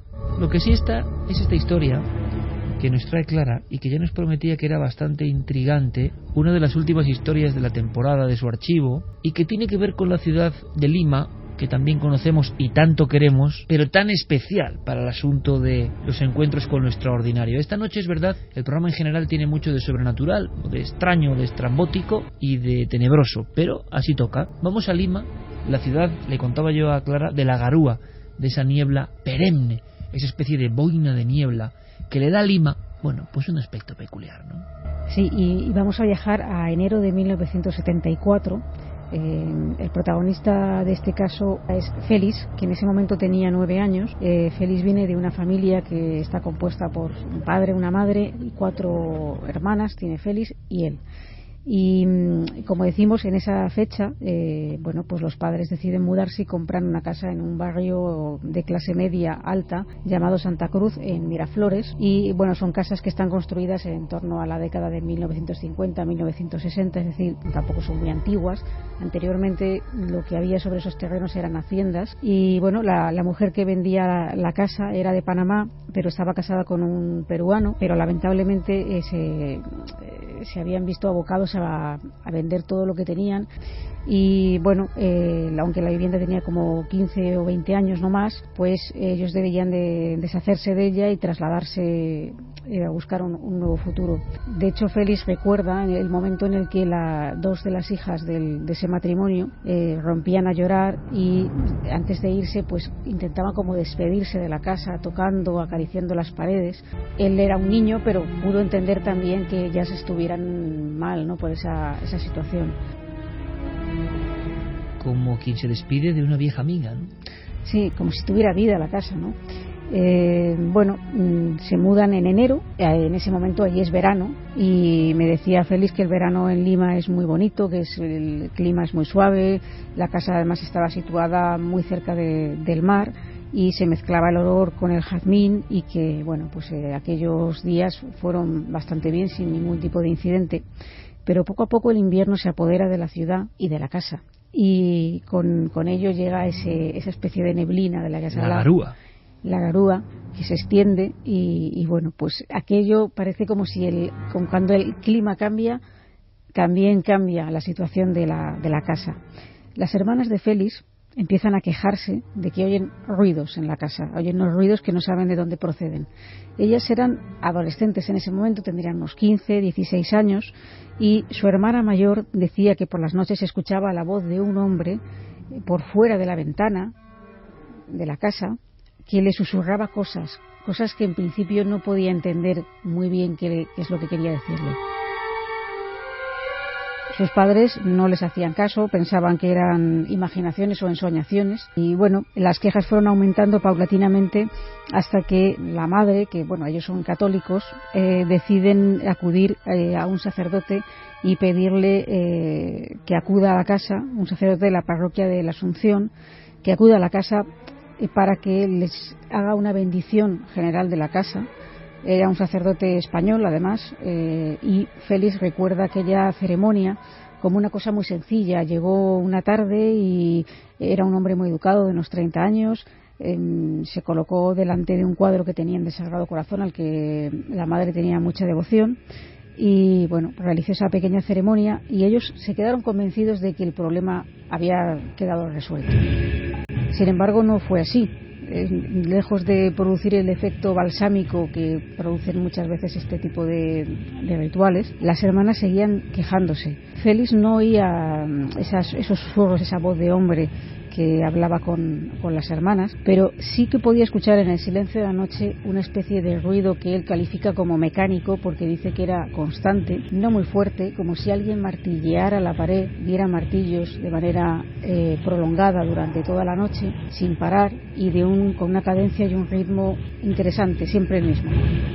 Una de las hermanas de Félix llegó a entender a esa voz de ese hombre, llegó a entender lo que le decía, y decía algo que ella no entendía, en el sentido de que no comprendía por qué le estaba diciendo esto, ¿no? Pero lo que decía era: tú lo que quieres es quitarme mi dinero. Sin embargo, con el tiempo ya no solamente empezaron a oír esas voces, esos martilleos, sino que las hermanas empezaron a tener sensaciones ya demasiado desagradables.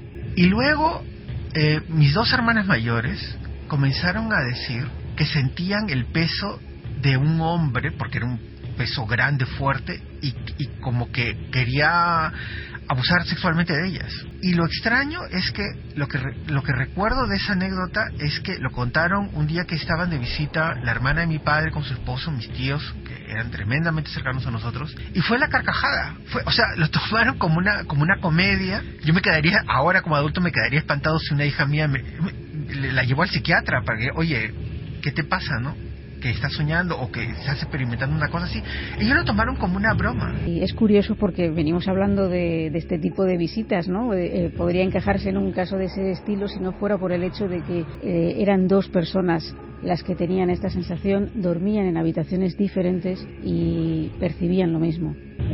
Bueno, pues como decimos, los padres no las creyeron. Luego la madre empezó a tener dudas. Tal fue así que llegó a consultar a una vidente para ver si en la casa había algo, y ya se acrecentó esas dudas y ese temor cuando la abuela pasaba mucho tiempo con ellos en la casa. Le dijo que realmente sus nietas no mentían, que también ella había podido sentir una presencia negativa y maligna en la casa, y entonces fue cuando empezaron a tomarse todo un poco más en serio. Para entonces ya Félix tendría unos 10 u 11 años. Él tuvo su propia anécdota, ¿no? Tenía una imagen pequeña de la Virgen que había recogido de casa de sus abuelos y la tenía colocada en su habitación. Y ahí estaba en su habitación. Una tarde-noche estaba yo solo en mi habitación, no sé qué estaría haciendo, y en eso se abrió la ventana. El viento la abrió. Yo no lo tomé como nada extraño, porque no hay nada extraño en que el viento abra una ventana, y la cortina empujó la imagen de esta Virgen, la tiró al suelo y se partió en 1000 pedazos. En ese instante, lo recuerdo como si hubiera sido ayer, se oyó por toda la casa, pero en ese momento yo no sabía que se había oído en toda la casa, yo lo oí en toda mi habitación, una carcajada de hombre, ja, ja, ja, ja, ja, ja, ja. Bajé corriendo las escaleras, fui a la cocina y ahí estaban unas cuantas de mis hermanas con una prima de mi madre. Y ellas la habían oído y estaban aterrorizadas porque y dijo, ¿y quién se ríe aquí dentro de la casa si aquí no hay ningún hombre adulto dentro de la casa? Otra noche, la hermana mayor de Félix estaba tocando el piano en el salón y de repente oyó como si dos jarrones pequeños que tenían de bronce empezaran a entrechocar entre sí pues como si hubiera una especie de temblor. Claro, no había ningún temblor en ese momento, ¿no? Entonces ella salió corriendo y fue a buscar al padre para que lo viera con sus propios ojos, ¿no? Porque como decimos, el padre era el que realmente le costaba creer más que todo aquello tenía unos tintes que no fueran algo dentro de lo normal. Y llegaron los dos a la estancia y vieron con horror cómo los pétalos de las rosas que había colocado la madre esa misma mañana estaban esparcidos por el suelo. Pero lo que fue el detonante de que algo muy extraño estaba ocurriendo y les dejó totalmente hundidos a la familia, fue algo que Félix nos contó casi al borde del llanto, muy emocionado todavía hoy. Y es que la madre, después de 11 años de tener la última hija, la hermana pequeña de Félix, se queda embarazada para sorpresa de todos, para ellos una grata y agradable sorpresa. Y bueno, el embarazo transcurre con total normalidad, en principio no hay ningún problema.